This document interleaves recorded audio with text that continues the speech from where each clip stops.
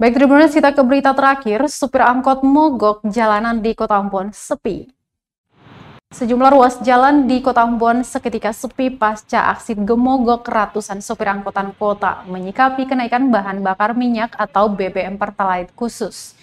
Aksi mogok itu dilakukan sejak Kamis 26 Agustus 2021 pagi yang dilanjutkan dengan unjuk rasa di kantor DPRD Kota Ambon, Jalan Rijali.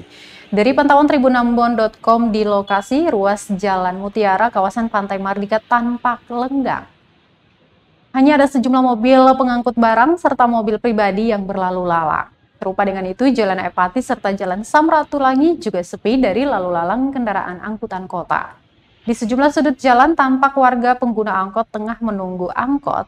Salah seorang pedagang, Dani, mengatakan sepinya jalanan hingga terminal sudah terjadi sejak Rabu 25 Agustus 2021 dan puncaknya pada hari ini karena para supir angkot tengah berunjuk rasa.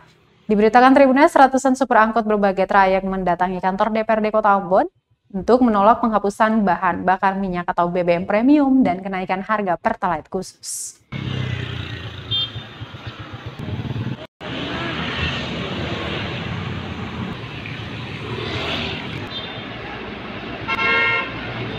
Tadi betul nih, tadi supir ini dong demo.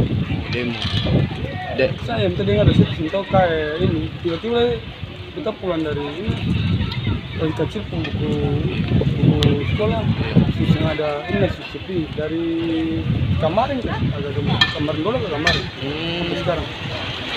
Dong dia lalu penumpang banyak yang tunggu itu bagaimana dong? Iya, lah itu kurang tahu sampai yang penting kan supir oto. Oh, supir oto kakek. Supir oto yang itu lagi andil bersih kan. Sunyi. Penjual semua katanya semua lelesa, entah dong pendapatan sampai kapan waktu itu tahu. Semua kan penjual bagian kan semua tahu lelesa bagian saya. Tapi dari pagi tadi kakak lihat bagaimana dari pagi memang? Tadi pagi ada auto tadi bagian sih terlalu banyak. Banyak. Sama seperti minggu kemarin toh, ramai. Warga sudah hari ini.